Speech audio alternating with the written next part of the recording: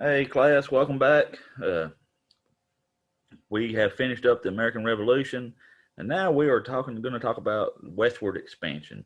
And it was the belief of most Americans then of manifest destiny, where we would go all the way to the Pacific Ocean on the other side of the United States. They wanted to expand all the way across there, and that's what we're talking about, the old West and westward expansion. And there's several different things that topics we're going to cover in this unit. And today we're going to go over some of these topics and just kind of touch on them. So, all right, here we go. So it says, the original 13 colonies was here. You had the original 13 colonies here.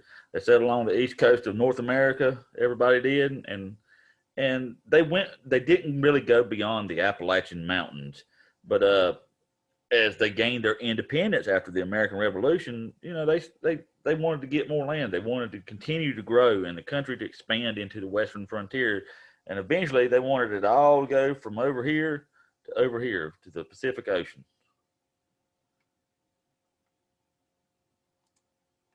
Going west, the original 13 colonies of the United States were settled along the east coast of North America.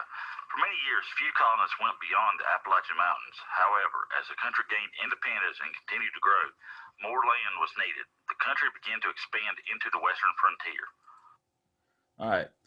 So there were around 250,000 colonists in 1700, but by 1775, okay, just before we gained our independence from England and from Britain, it had grown to 2.5 million, and people wanted new land to farm and to hunt and to grow, to expand.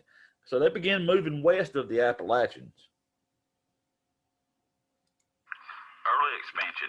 In 1700, there were around 250,000 colonists living in the American colonies. By 1775, this number had grown to 2.5 million. Many people wanted new land to farm and hunt. They began to move west of the Appalachians. And one of the first areas settled was the Northwest Territory. If you look right here, this is Daniel Boone. We're going to talk about him on our next lesson. This area today, the Northwest Territory, though, it makes up Indiana, Ohio, Michigan, Wisconsin, and Illinois. And Daniel Boone led settlers across the Cumberland Gap and into Kentucky, across those Appalachian Mountains. He was one of the first ones to do that. Early expansion continued. One of the first areas settled was the Northwest Territory. This area today makes up the states of Indiana, Ohio, Michigan, Wisconsin, and Illinois. Daniel Boone led settlers across the Cumberland Gap and into Kentucky. All right. And then in 1803, you had President Thomas Jefferson. Yes, the same one who signed the Declaration of Independence, that wrote the Declaration of Independence. He purchased from the French the Louisiana Purchase. All right, and it covered all this area here. He bought it from $15 million, which is pretty amazing. All right, this is Thomas Jefferson down here. Pretty amazing. He got it for $15 million. It equals out, like, I don't know, 828,000 square miles or something, like 4 cents an acre, which is crazy. I wish you could still buy land that cheap today. But it doubled the size of the United States. And then he sent Lewis and Clark to go explore all this land, to explore it and map it out for him. Louisiana Purchase. In 1803, President Thomas Jefferson bought the Louisiana Territory from the French for $15 million. This was a huge area of land west of the Mississippi River. It nearly doubled the land size of the United States. President Jefferson sent explorers Lewis and Clark to learn more about this vast frontier.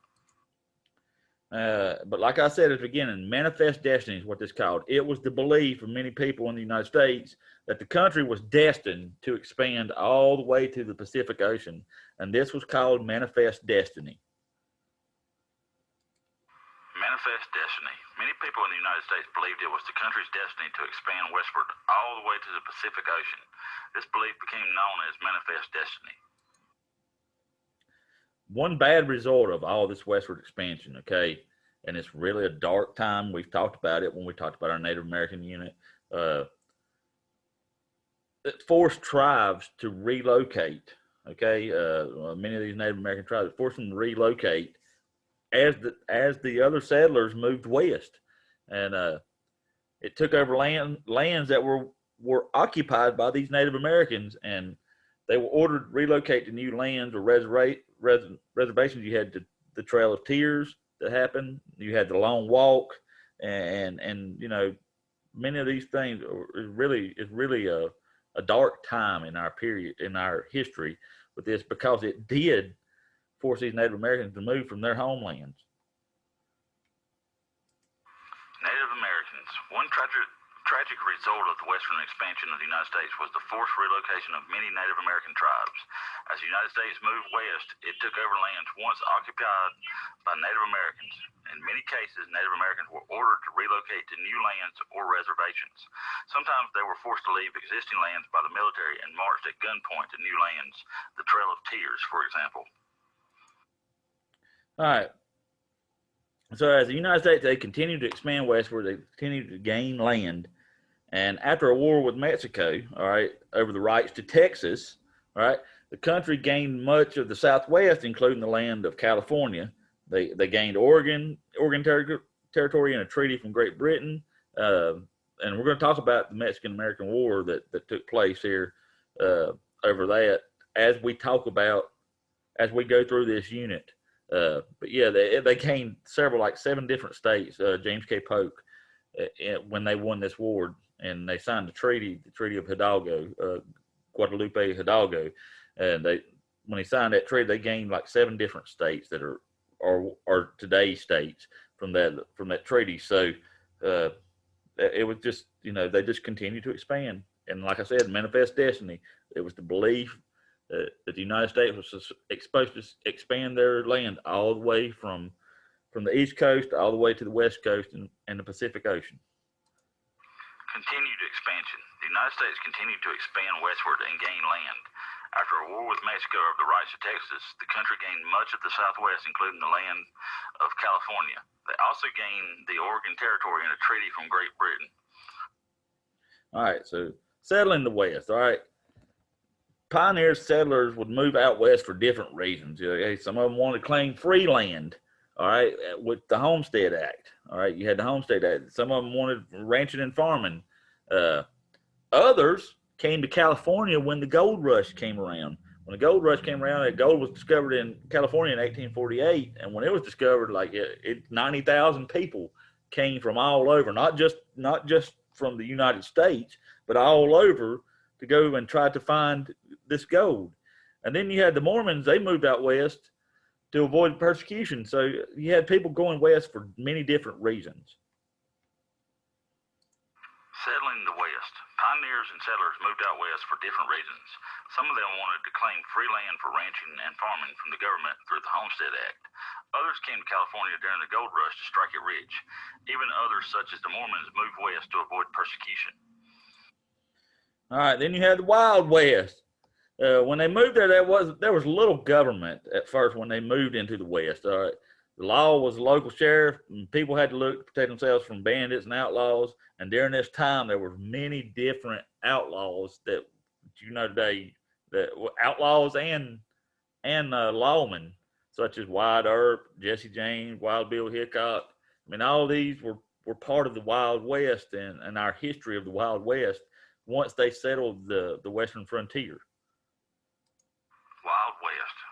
As the first settlers and pioneers moved into the West, there was little government.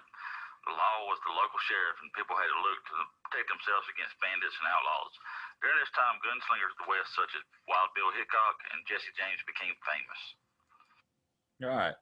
In 1890, the U.S. government announced, okay, the West has been explored. They had gone all the way from the East over here, all the way over here, and they had explored, and all this became the country now had 44 states in it at this point in 1890, and only Utah, New Mexico, Oklahoma, and Arizona had not been admitted as states from today's contiguous 48 states. So we got 50 states altogether now. We got Alaska and Hawaii that's been added after that. So, but the only ones that hadn't been added as a state at this time in 1890 was Utah, New Mexico, Oklahoma, and Arizona. End of the frontier. In 1890, the U.S. government announced that the West had been explored. The country now had 44 states. Only Utah, New Mexico, Oklahoma, and Arizona had not been admitted as states from today's contiguous 48 states. All right, so comprehension questions. Who led settlers into Kentucky across the Cumberland Gap, the Appalachian Mountains, found the Cumberland Gap? Who was it that led these settlers into Kentucky? Was it A, Daniel Boone, B, Mr. Shawn, or C, Mr. Betts? It is A, Daniel Boone. Daniel Boone's one thing. We're going to talk about him tomorrow with our next lesson. Number two, what purchase doubled the size of the United States? There was a purchase Thomas Jefferson made. What doubled the size of the United States? 828,000 square miles of land. So was it A, the Maryland Purchase, B, the Louisiana Purchase, or C, the Britain Purchase? It was B, the Louisiana Purchase. Thomas Jefferson, the third president of the United States, the one that made this purchase for $15 million. Number three, what was the belief that the U.S. needed to expand to the Pacific Ocean called? Was it A, manifest destiny, B, nothing, or C, moving on? It is A, manifest destiny. That was the belief that the United States needed to expand all the way from the East Coast to the West Coast and the Pacific Ocean. Ding, ding, ding. We have a winner. Number four, what act gave away free land from the government? There was an act that gave away, was it A, the Tea Act, B, the Homestead Act, or C, the Intolerable Act? It is B, the Homestead Act. The government was giving away free land to anybody that would move out west. The only catch is you had to stay there for 5 years and you had to improve the land to get it for free. And many people went out with the Homestead Act, and we're going to talk about that as part of our unit. That's one of our lessons for the day, for a day. Ding, ding, ding. We have a winner. Number five, which president conducted the Louisiana Purchase? Was it A, George Washington, B, Abe Lincoln, or C, Thomas Jefferson? It is C, Thomas Jefferson. He was the third president of the United States, and he bought the Louisiana Purchase for $15 million from the French, and doubled the size of the United States. Ding, ding, ding. We have a winner. All right, class, that is all for today. Be sure you go on Schoology, go through the questions again, hit the submit button, turn it in, and I will be back next time with Daniel Boone, talking about Daniel Boone and his exploration of Kentucky. So I will see you all then. You have a good day.